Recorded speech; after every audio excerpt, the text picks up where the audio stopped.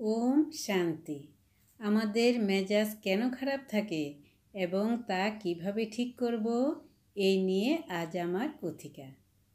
বর্তমান সমাজ সংসারে আমরা প্রায়ই দেখতে পাই বেশিরভাগ মানুষেরই মনের অবস্থা অর্থাৎ মেজাজ ভালো থাকে না। তাদেরকে যদি জিজ্ঞাসা করা হয় তাদের মেজাজ সবসময় এত খারাপ থাকে কেন, উত্তরে তারা বলতে থাকে মেজাজ তো খারাপ হবেই, পরিবারের কেউ কথা শুনে না, কেউ ঠিক মতো চলে না, যখন যা চাই তা পাই না, কর্মক্ষেত্রেও একই অবস্থা, বন্ধু বান্ধব সমাজ সংসারেও দেখি সবাই উল্টোপাল্টা চলছে। এসব দেখে আমি মেজাজ ঠিক রাখতে পারি না। সময় সময় এসব নিয়ে ঝগড়া বিবাদও হয়ে যাচ্ছে, কিছুতেই মন মেজাজ ভালো রাখা যাচ্ছে না। অনেক সময় মনে হয় আমি বোধহয় যুগোপযোগী নই, কারণ বর্তমানের পরিস্থিতি আমাকে শান্তিতে থাকতে দিচ্ছে না। এর উত্তরে শিবানী দিদি কি বলছেন দেখা যাক।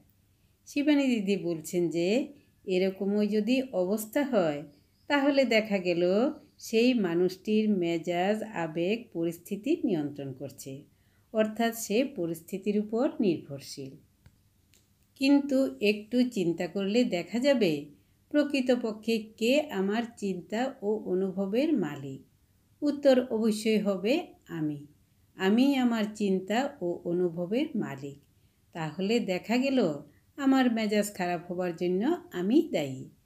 বাস্তবিক পক্ষে আমার মন, আমার চিন্তাকে তো আমারই কন্ট্রোল করার কথা, কারণ আমার চিন্তার স্রষ্টা আমি।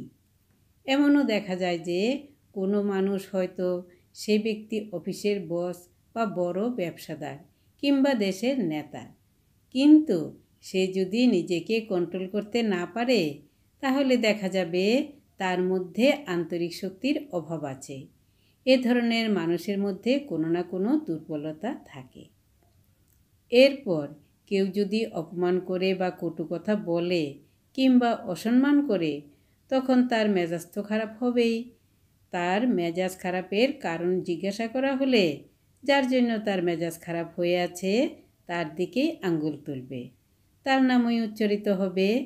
এখন প্রশ্ন, সে যাই বলুক না কেন আমি কেন তা গ্রহণ করব এবং গ্রহণ করে মেজাজ খারাপ করব?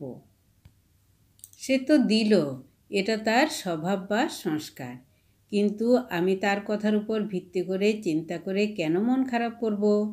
আমার মুড কেন নষ্ট করব? আমার মেজাজের, আমার অনুভূতির আমি তো স্রষ্টা। সুতরাং আমার আবেগ অনুভূতির, আমার আন্তরিক শক্তির ভালো বা খারাপ করার দায়িত্ব আমারই। তাই কারো কথা শোনার পর মেজাজ খারাপ করা মানে আমার আবেগের মেজাজের রিমোট অন্যের হাতে দিয়ে দিলাম।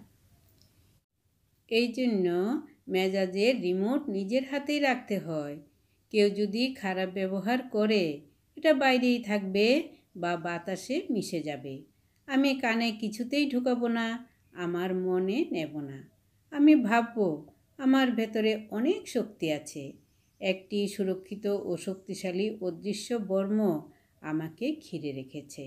আমার চিন্তাধারা অনেক উঁচুতে, তাই আমার রেসপন্স তখন অন্যরকম হবে, অন্যভাবে হবে।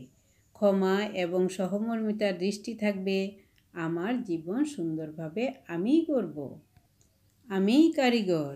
এরূপভাবে চিন্তা করলে আমার মেজাজ আমি ঠিক রাখতে পারবো। তবে এইরূপ শক্তি সবার মধ্যে থাকে না। এইরূপ মনের শক্তি নিজের ভেতরে আনার জন্য প্রয়োজন নিয়মিত জ্ঞানের কথা শোনা, ইতিবাচক চিন্তা করা ও মেডিটেশন করা। যিনি নিয়মিত মেডিটেশন করেন তিনি অন্তরে অন্তরে ভরপুরতা অনুভব করেন।